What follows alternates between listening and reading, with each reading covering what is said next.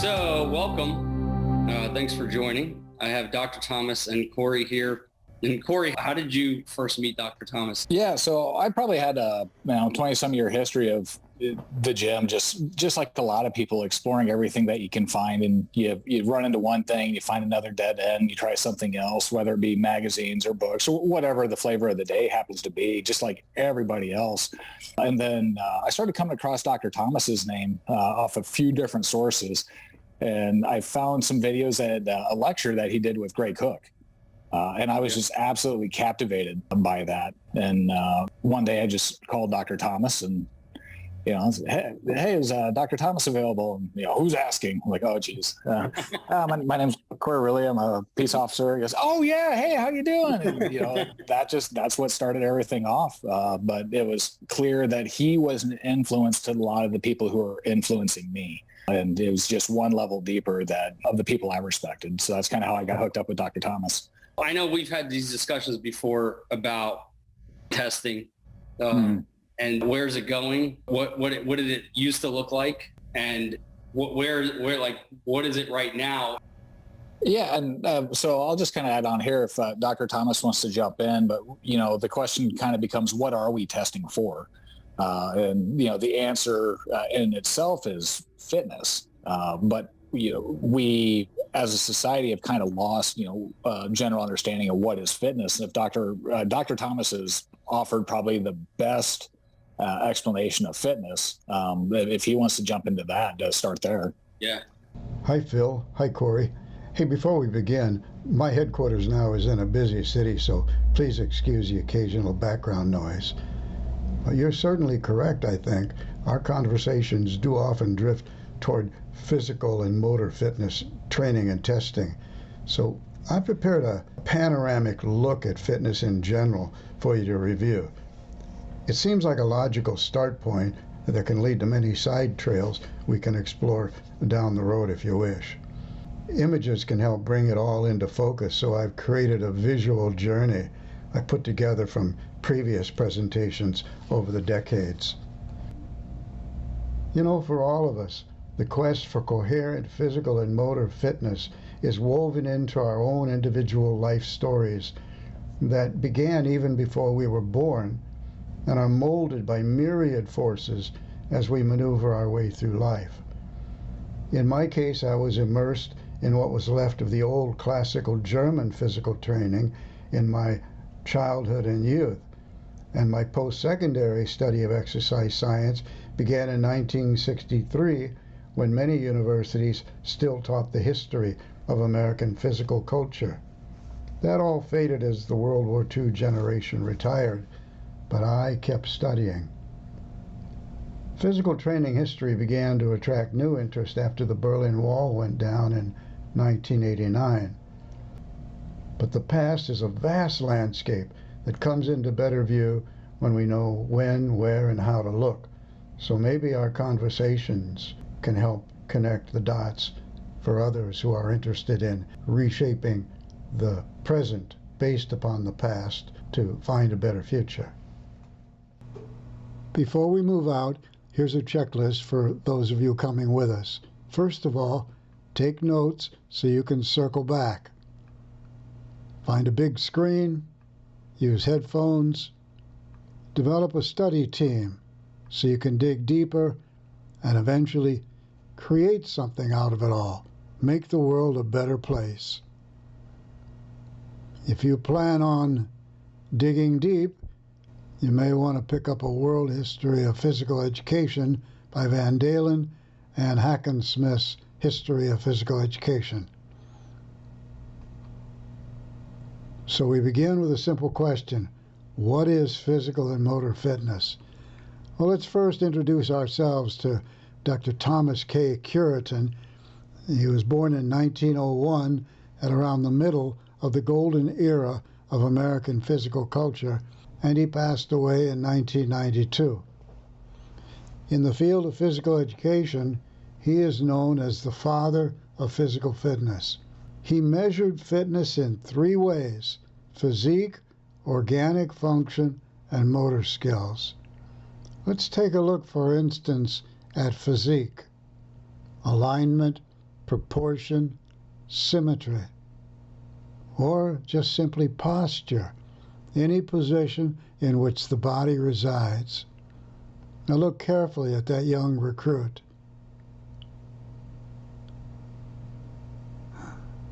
Now look at the cost. Sinus, teeth, gums, ears, vision, neck, throat, chest, sternum, diaphragm, kidneys, adrenals, colon, stomach, back, circulation, lungs, digestion, nerves, spine. Look at that poor kid. How would you fix that? What if you were that young man? How could you become well again? Now, here's another way of defining fitness. Nicholas Konovsky. He came over from Russia in 1940. Again, one of the leaders in the area of fitness. 6 factors, he said: endurance, suppleness, equilibrium, strength, speed, and skill. Now, another good way.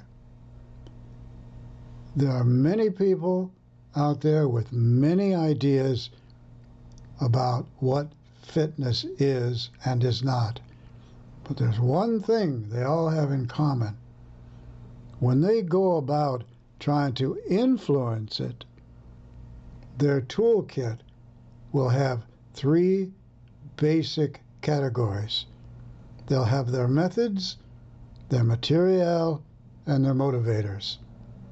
Their methods are their own, and they are the way they do it, the way they go about training themselves or others, or training others to train others.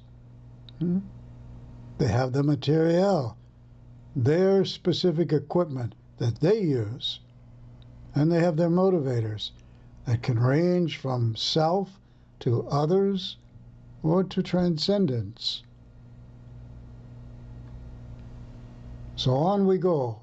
Physical training, know the past, see the future. On the right, the modern kettlebell, rediscovered in around the 1990s, perhaps, was it? The late 1990s in the United States. But Anderson's Physical Education Manual was published in 1897. How did it get here? How was it lost? How was it rediscovered? And what else is back there? Sri Hanuman with his Gada, some boxers in the 1920s with their Indian clubs, and a modern martial artist with his. Medicine balls at West Point, 1890s, eventually forgotten, rediscovered in the 1990s at Fort Benning. That's mechanized infantry. Out at Kelly Hill. On the left, a modern wobble board.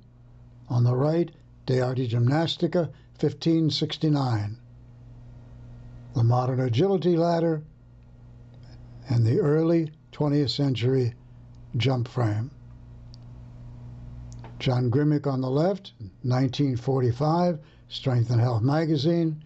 Joseph Pilates in the center, and your narrator at the University of Iowa in the early 1970s on his Physicare machine. C.A. Sampson on the right on a Roman column. Some physicians from the Middle Ages performing Sakushan on a patient, and a yogi hanging upside down. All these inverted postures, Central Sicily, 312 AD. Women with bikinis using dumbbells and a ball. So let's circle back to Anderson's Physical Education Manual. Who wrote it? Dr. William G. Anderson.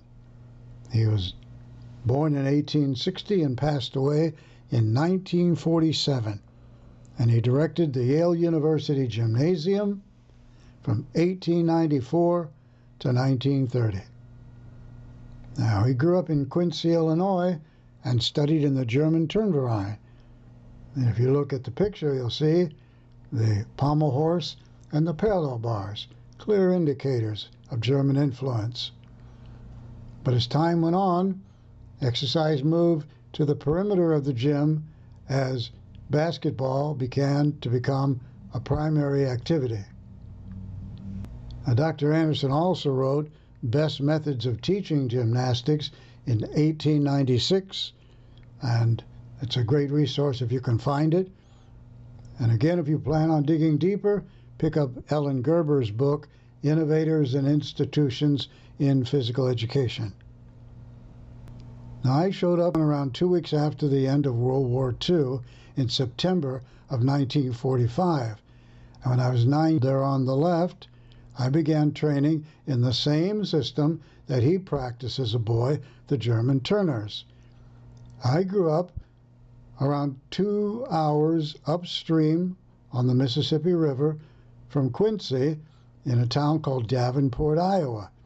It was heavily German, and as you can see, the Mississippi divides the country in two, with Illinois on the eastern side, so Davenport was one of those doorways to the west. And it was a great place to build a bridge there, so that's what they did. And it opened the doorway to the west for literally tens and tens of thousands of immigrants who were pouring into the country at that time. Many of them were coming from Germany. They were coming to escape turmoil in their own countries. And they brought with them a system of physical training developed by Friedrich Ludwig Jahn. He passed away in 1852. He was a German patriot that served in battle against the French. Now, he saw his peers, the youth of Germany at that time, growing increasingly weak, and began to call for reform, and he was identified as seditious by the French, so he was hiding out and teaching at a boys' school near Berlin. And he began building these confidence structures and teaching them exercise drills that he had learned. And this all got bigger and bigger and had a tremendous impact on the country. He borrowed heavily from Johann Christoph Friedrich Gutzmuth, who passed away in 1839. And these were his principles. This is pretty lofty stuff, huh? Healthy body, lively and energetic, huh? Ruggedness, symmetry, elasticity, alertness, courage. But back then, he saw that the youth were much less than that. Few of our youths achieve these qualities: strength, dexterity, firmness, and muscularity of body united. Many are altogether unexercised and consequently weak and unhandy. Some have considerable suppleness of joint without even moderate strength of body. Others display mere inflexible strength. 1793, he wrote that. And this was part of his system. Look at the height of those ropes. And look at the size of these children. Look carefully.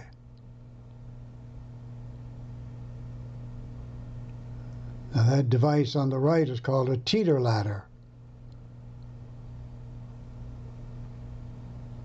Now Gutzmuth studied men like Mercurialis, who wrote the ancients had so high an opinion of gymnastics that Plato and Aristotle, not to mention others, considered a commonwealth as defective in which they were neglected. And he wrote De Arte Gymnastica in 1569. Look at those wonderful illustrations. And he studied the Greeks, and Socrates summed it up. It is the duty of all citizens to be prepared to defend the highest ideals of the nation. Motivators.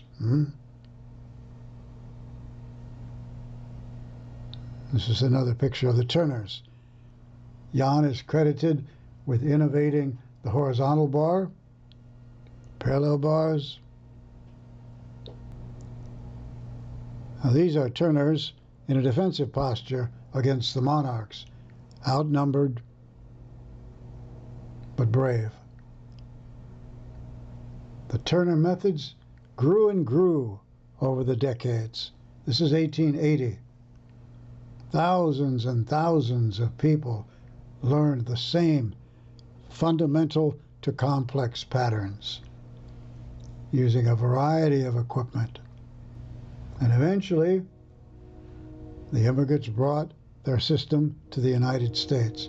This is called a pyramid ladder, and that's a flag up there on the top left. This is, I think, around the 1850s or 60s. Some German women, girls, and that's a mace. And look how beautiful that form is on those flying rings. And above her, look at the young girl climbing. Look how technically correct it all is. Indianapolis, Indiana Turner Hall, both men and women trained. And this is the Milwaukee Turner Hall in the late 1800s. This was the training center for all the other Turner instructors. Can you identify all the equipment? You see in the center, hanging from the ceiling, a giant stride. Now standing toward the left, in black, is George Brocious, the head of the Milwaukee Gymnasium. And look carefully at the way his instructors are sitting, upright, at ease, but alert. And look up the ceiling, all the suspension stuff. And each one of those devices had simple to highly complex movements. There's Brocious again on the right, and on the left is Herman J. Curler, his nephew, who would later become the father of modern Army physical fitness. This was the first international American gymnastics team. Brocious was the coach. Again, you can see the horizontal bar, the parallel bars, and the pommel horse. And there's a bust of Jan overlooking it all. The St. Louis Turners. You see their rifles, their musical instruments. The Cincinnati Turner Hall. I don't know where this is, but it sure is a beautiful old building, isn't it? This one also. But look at that. A huge building, isn't it? This is either Kansas City or St. Louis around 1904. Mass wand drill. This is in St. Louis. There's still a monument there to Jan. It doesn't seem to be well kept, though. And this is the Davenport Turners, where I grew up. And adjacent to it was our opera hall. Here are the Turners marching off as a unit to fight during the Civil War for the North. And they were decimated and had to build the Turner Hall system all over again when they came back. And this is who they were. My great-great-grandfather on the left, and his son, my grandfather, on the right. Here's the gymnasium they all built, the old Turner Hall where I grew up. We never went there to play. Everybody was always alert. No one messed around. It seemed like everybody around me played a musical instrument back then. Music, motion, and mindfulness. Mensani and corpore sano. The harmonica chose me. Homeless men called hobos would come into town in the summer, camp along the river, and one of them taught me his way of playing the harp. I use a Hohner most of the time, Special 20. I call his system harp optimized pulmonary education. And what do you know? Around 20 years ago, I learned that hospitals had begun to use harmonicas for pulmonary issues. And today, all over the country, you can find therapists using harmonicas to treat PTSD or COPD, something like that. But what about all of us? Look what happens as we get older. By the age of 35, we're going to breathe as well as we're ever going to breathe, and after that, we slowly begin to lose function. And look at all of this. And by the age of 70, we've lost half of our lung function. We are half dead. How can we stop that, huh? Well, I can say now, looking back, it's been around 70 years since I learned it. It had a tremendous impact on my life and my health. And so I've shared it a few times.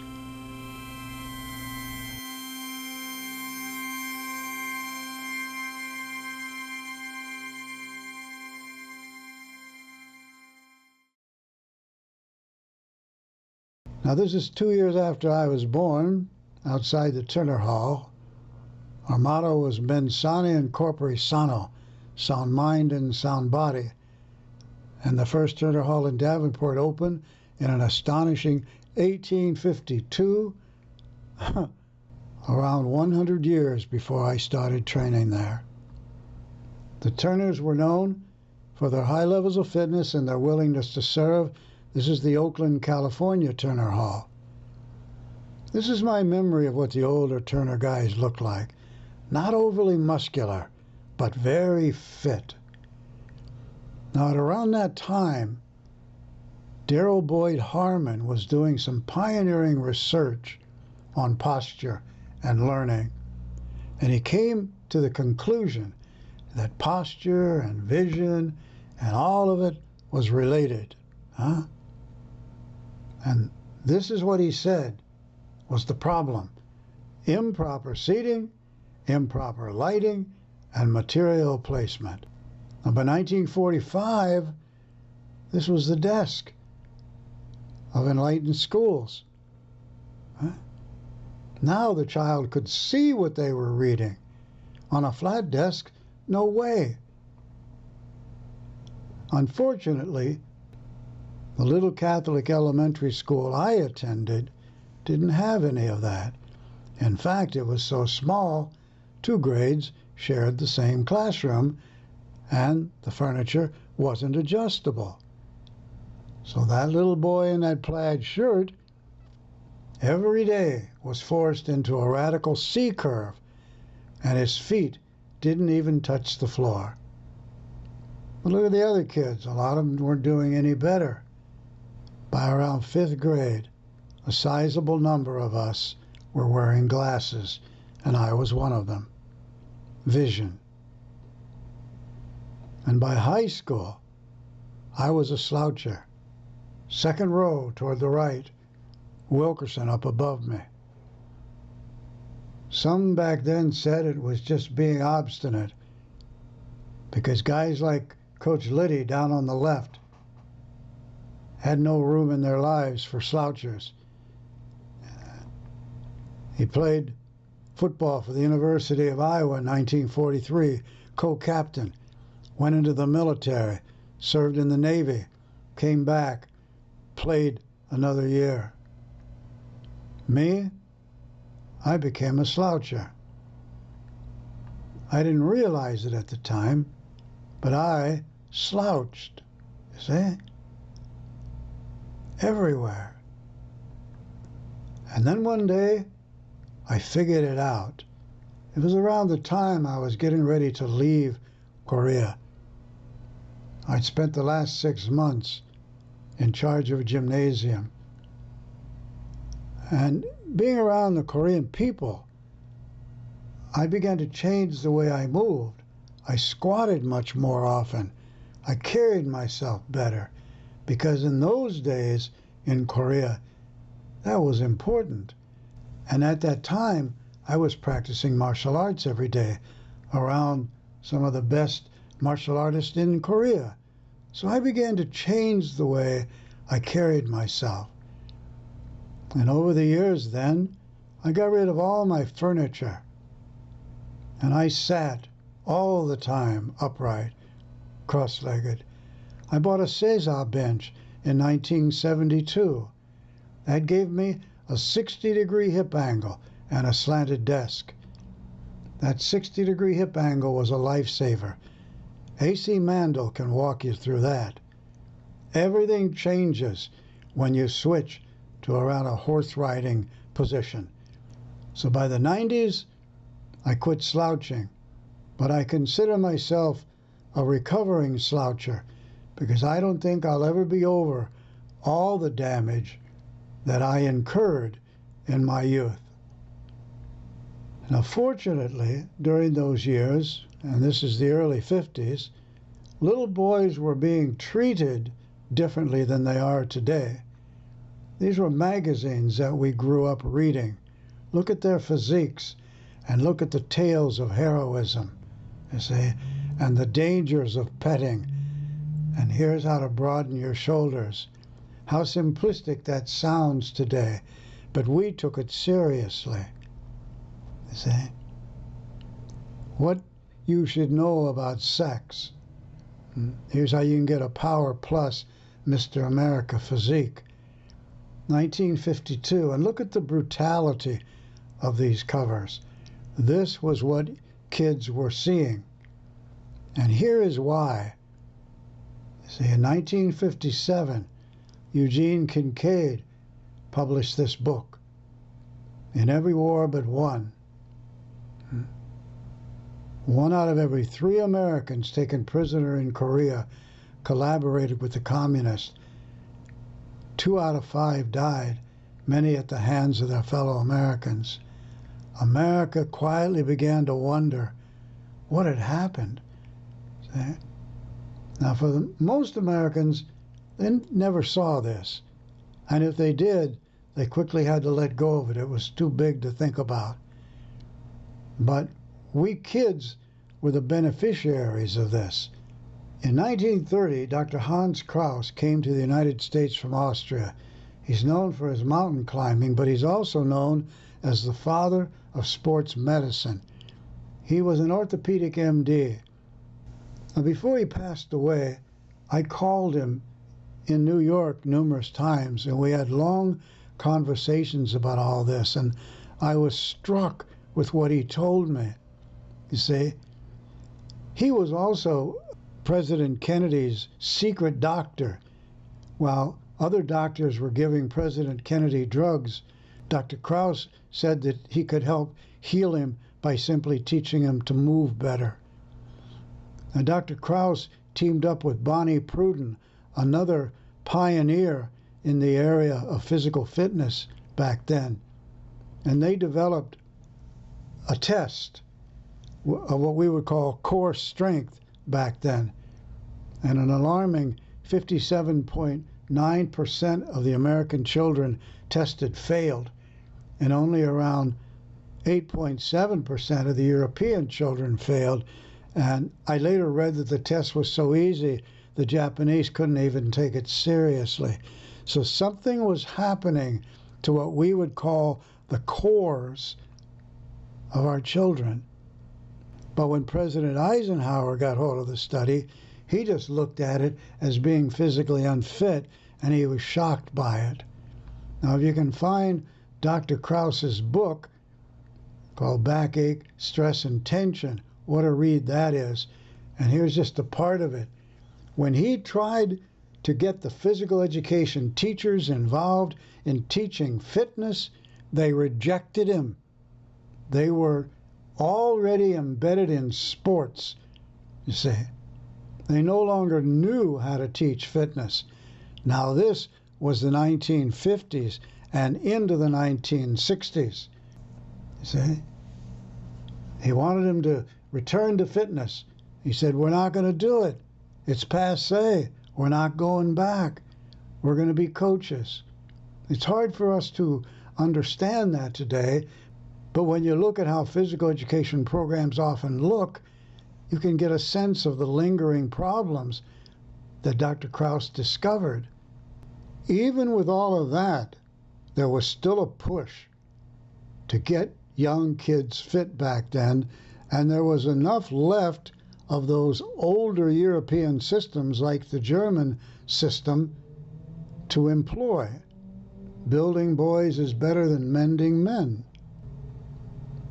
Now look at Boy's life. This was the Boy Scouts journal. This is 1919. Holding his musket. Another with a musket, huh? Look how rough those characters are. Now this is a telling image from 1933. It has a serious tone to it, as if the scout is learning some wisdom from the past. 1934, 1935, the heathen horde, the stirring story of the Crusades. It's really hard to understand what it would have been like growing up back then. All this stuff was real to us.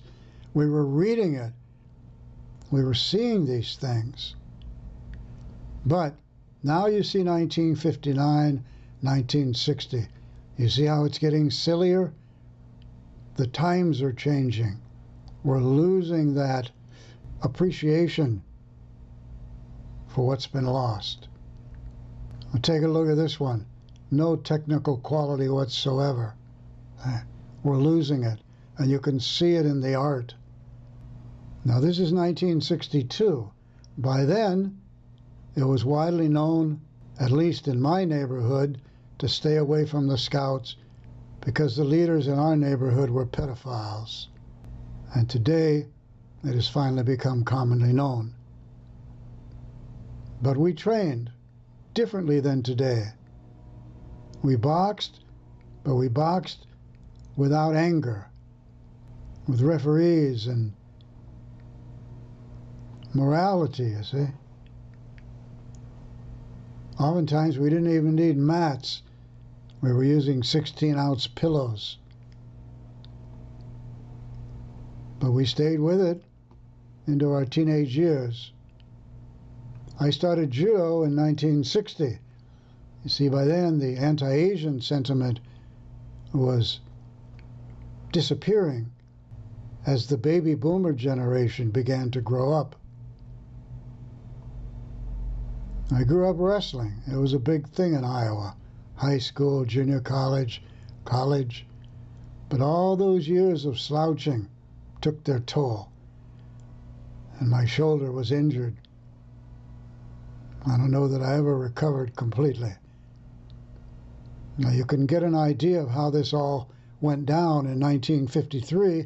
This is the California state guidelines. Here you see an example of socially facilitated exercise.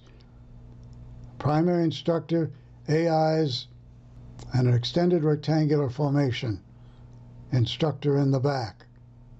We'll talk a little bit about that later. But look carefully. Knees buckled, no sense of unity, no sense of synchronization. Look carefully. Postural deformities. The spotters are looking in the wrong direction on the trampoline. The headstands are weak, you see. Now by then, rooms were being set up for correctives, but that all disappeared too. That was to correct the posture and the body alignment and clumsiness and such. But all that faded away. The technique is terrible. Same manual. Now this is from a different school, perhaps the best school of the 50s. Now to get an idea of how far off track we got, this is the University of Chicago, and in 1968, a universal weight machine was installed in a little corner of the gym, and it was such big news, it made the Chicago Sun-Times. Now, John F. Kennedy eventually took over the President's Council, which President Eisenhower created in response to that Kraus-Weber test that you saw earlier. And President Kennedy hired Bud Wilkinson, who was a football coach from Oklahoma, who believed in conditioning and weight training. And so John F. Kennedy gave it his best. And Bud Wilkinson, then, as the head of the President's Council, tried as hard as he could. In fact, I would say President Kennedy was the last president to have any sense at all of how important it is to be fit and vibrant. Every president since has been a sloucher. There's President Obama slouching and Vice President Biden super slouching. They sit in ways that would have been unheard of in generations past, when having a spine was important. But I'm not passing judgment. I am a recovered sloucher, so I'm just simply pointing out that all these former presidents slouched. And so it's not surprising that all those children sitting with him are slouching too.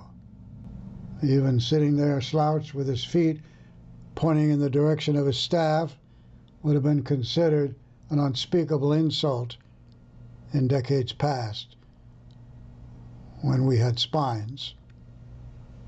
President Clinton was a terrible sloucher, and you can see from his condition today the toll that it's taken. So I would have to say, honestly, that no one since John F. Kennedy has had a vision for physical culture. Under Kennedy's leadership, this school, under the tutelage of Stan LaPrate out in California at La Sierra, became a model school for the country. And this was the early 1960s. Now, when I grew up in Davenport, we had the Turner Hall, we had the YMCA, and this is back when the YMCA were really just for men. You can see the parallel bars, high and low, the pommel horse. And it really was a Christian organization. And we had libraries. And this is a taste of what we did. That is the Davenport YMCA. Trampoline, trapeze, P-bars, boxing. But once again, as you can see, the gymnasium is more wide open now because basketball requires it. Now, we also had a building called the Friendly House. It was run by a former Marine, Ed Mecca. That was our library. The boys and girls trained separately. We had both Swedish and German equipment, plus boxing. This is my training partner, Johnny Baker. We were both about the same height and weight. Spent many hours in there wrestling. He received a Medal of Honor in Vietnam. He's gone now. And my recollection is I don't remember one fight or one argument the whole time I was there, all the years I went to the Friendly House. And that had a lot to do with the older boys. They were models, and we knew better than to act out because they didn't. Whether it was on the playground or in the music room or in the theater or in the game room, we got along. There were all kinds of classes and things to do. And then the trampoline was really big in Iowa where I grew up because it was invented right down the road at the University of Iowa by George Nissen, and I think perhaps another gymnast or two. They were all on the University of Iowa gymnastics team.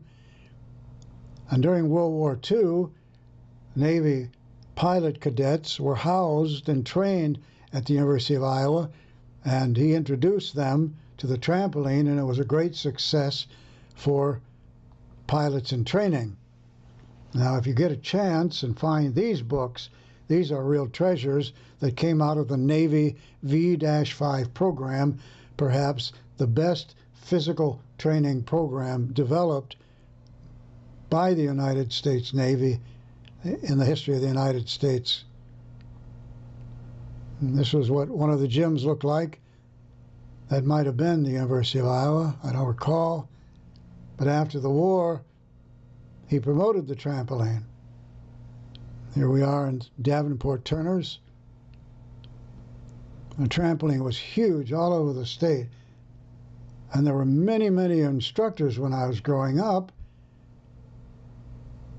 because it was so widely used.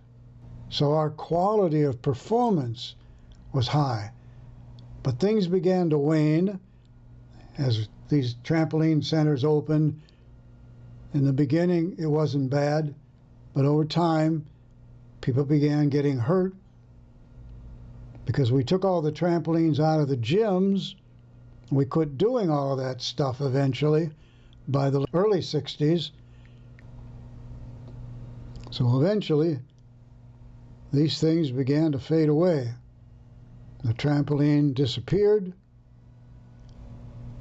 and so did my youth.